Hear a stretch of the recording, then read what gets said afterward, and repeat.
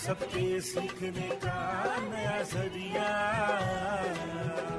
बच्चों, अभी आप घर पर ही रहकर पढ़ाई कर रहे हैं, है ना? कोरोना अभी गया नहीं है, इसीलिए सतर्कता में कोई कमी न बरते। कोविड संबंधी नियमों का पालन करें, मास्क जरूर लगाएं, 2 गज की सुरक्षित दूरी बनाए रखें और साबुन से बार बार हाथ धोते रहें। आपकी पढ़ाई निरंतर जारी रहे, इसलिए स्कूली शिक्षा एवं साक्षरता विभाग, सेव द चिल्ड्रेन तथा यूनिसेफ के सहयोग से हम आप तक मनोरंजक कहानियों की श्रृंखला लेकर आए हैं। हमारा रेडियो, हमारी पाठशाला, अब पढ़ाई नहीं रुकेगी। दोस्तों, कहानियों की कड़ी में आज मैं Sarita Sinha, PGT Sanskrit, SS+2 high school Patratu, Ramgarh से एक नई कहानी लेकर प्रस्तुत हूँ। कथा का नाम है दयावीर कथा। तो बच्चों सुनो, ये कहानी मैथिली एवं संस्कृत के कवि विद्यापति द्वारा रचित पुरुष परीक्षा नामक ग्रंथ से संकलित है। इस ग्रंथ में सच्चे पुरुष की पहचान कैसे की जाए यह बताने के लिए वासुकी नामक मुनि पारावार नाम के राजा को अनेक कथाएं सुनाते हैं। इस कथा में राजा हम्मीर देव को दयावीर के रूप में बताया गया है। इस कथा में यह भी बताया गया है कि शरण में आए हुए की रक्षा प्राणों से बढ़कर करनी चाहिए, चाहे वो शरणागत कोई भी हो। बात बहुत पहले की है। यमुना नदी के किनारे योगिनीपुर नाम का नगर है। वहाँ एक राजा हुआ अलाउद्दीन। वह यवन राज था। उसका एक सेनापति था महिमा शाही। एक बार अलाउद्दीन महिमा शाही पर अत्यंत क्रोधित हो गया। राजा को अत्यंत क्रोधित जानकर महिमा शाही ने सोचा, मैं इतना क्रोधी राजा पर कैसे विश्वास कर सकता हूँ? यह तो मेरे प्राणों का भी प्यासा बन सकता है।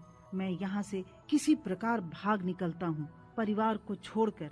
किंतु फिर सोचा, नहीं, परिवार को छोड़कर नहीं भागता हूँ, क्योंकि जीते जी अगर कोई अपने परिवार को छोड़कर भागता है तो उसका जीना भी क्या जीना, वह तो मरे हुए के समान है।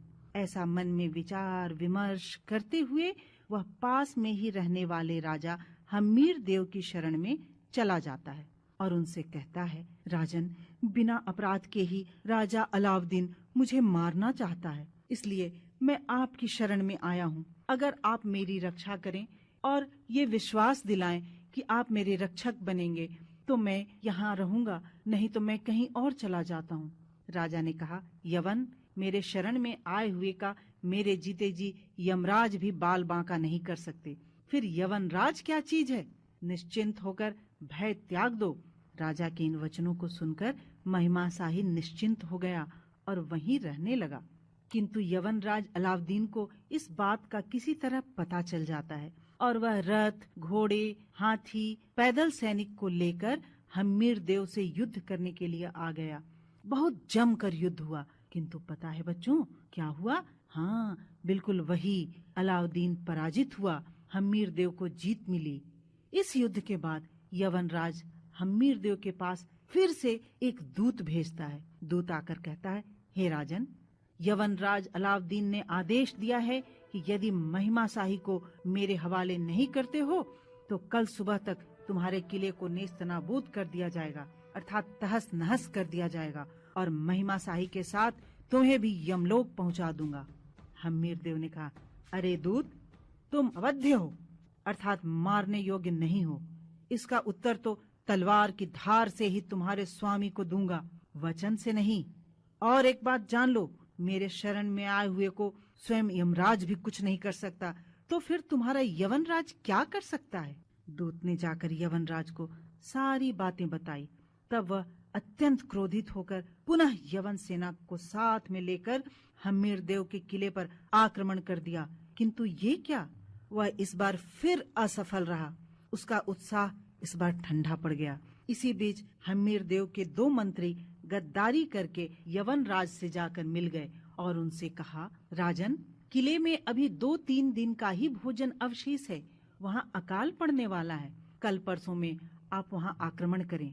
ऐसा कहने पर यवन राज अलाउद्दीन बहुत प्रसन्न हो गया और दोनों मंत्रियों को पुरस्कृत भी किया। इधर हम्मीर देव ने भी संकट को मंडराता देख अपने सैनिकों को कहा, हे सैनिकों, अब हमारे पास सीमित शक्ति है और इस शरणागत महिमा शाही की रक्षा भी करनी है। मैं तो यवन राज के साथ युद्ध करूंगा। आप सभी किले से बाहर कहीं और चले जाएं, ताकि आपके प्राणों की रक्षा हो सके। सैनिकों ने कहा, आप तो शरणागत की रक्षा कर रहे हैं, हमारे स्वामी हैं, अन्नदाता हैं, हम कैसे आपको छोड़कर जा सकते हैं? हमें मर जाना पसंद है, किंतु कायर कहलाना पसंद नहीं। हम सब मिलकर युद्ध करेंगे। महिमा शाही ने कहा, राजन, मुझ विदेशी की रक्षा करने के लिए आप अपनी पत्नी, पुत्र, परिवार और अपने राज्य का विनाश क्यों करेंगे? इससे अच्छा है कि आप मेरा ही परित्याग कर दें। राजा हम्मीरदेव ने कहा, यवन, ऐसा मत कहो, क्योंकि भौतिकेन शरीरेण नश्वरेण चिरस्थितम लप्स्यमानम यशः को वा परिहर्तुम समीहते। अर्थात इस नश्वर शरीर के बदले यदि चिरस्थायी यश प्राप्त होता है तो उस यश को कौन छोड़ सकता है? अगर तुम चाहते हो तो मैं तुम्हें किसी और निर्भय स्थान पर भेज दूंगा। महिमा शाही ने कहा, नहीं नहीं राजन, ऐसा मत बोलो। सबसे पहले मैं ही अपने शत्रु पर तलवार से प्रहार करूंगा। उसके बाद दूसरी सुबह हम्मीरदेव घोड़े पर सवार होकर अपने सैनिकों को साथ में लेकर तलवार चलाते हुए न जाने कितने घोड़े हाथियों को मारते हुए, विपक्षी सैनिकों के सिर काटते हुए, उनके रक्त से पृथ्वी को लाल करते हुए आगे बढ़ते जाते हैं और स्वयं भी बाणों से छत विक्षत होकर अर्थात घायल होकर पृथ्वी पर गिर पड़े और युद्ध भूमि में शरणागत की रक्षा करते हुए प्राण त्याग दिए। और इस तरह राजा हम्मीरदेव का नाम शरणागत की रक्षा करने के लिए अमर हो गया। तो बच्चों बताओ, इस कहानी से हमें क्या सीख मिली? यही ना कि शरणागत की रक्षा प्राणों से बढ़कर भी करनी चाहिए और गद्दारों से सावधान भी रहना चाहिए। अब कुछ सवालों के उत्तर देने के लिए तैयार हो जाओ। आपने कितने ध्यान से इस कहानी को सुना? तो बच्चों, पहला प्रश्न है, पुरुष परीक्षा के लेखक कौन है?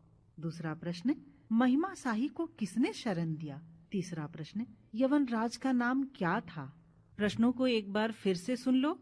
पहला प्रश्न है, पुरुष परीक्षा के लेखक कौन है? दूसरा प्रश्न, महिमा शाही को किसने शरण दिया? और तीसरा प्रश्न, यवन राज का नाम क्या था? तो प्यारे बच्चों, अपने उत्तर तैयार रखो और अपनी मित्र सरिता सिन्हा को आज्ञा दो और कहानी की अगली कड़ी की प्रतीक्षा करें। धन्यवाद। इस प्रसारण से संबंधित सुझाव, अपने प्रश्न इत्यादि आप हमें jcerg@gmail.com तथा टोल फ्री नंबर 1800-5728-585 पर संपर्क कर सकते हैं। चुन्नू मुन्नू हो या दीदी भैया, सबके सीखने का नया जरिया। घर से बाहर अभी न जाएंगे, घर में पाठशाला बनाएंगे। स्कूली शिक्षा एवं साक्षरता विभाग झारखंड पेश कर रहे थे प्रायोजित कार्यक्रम हमारा रेडियो हमारी पाठशाला। अब पढ़ाई नहीं रुकेगी।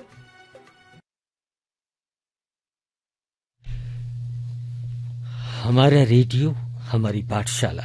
अभी आप ये प्रायोजित कार्यक्रम सुन रहे थे। कार्यक्रम आकाशवाणी रांची से प्रसारित किया गया मीडियम वेव 546.45 मीटर यानी 549 किलोहर्ट्ज पर। आगे बढ़ने से पहले आइए सुनते हैं एक फिल्म संगीत।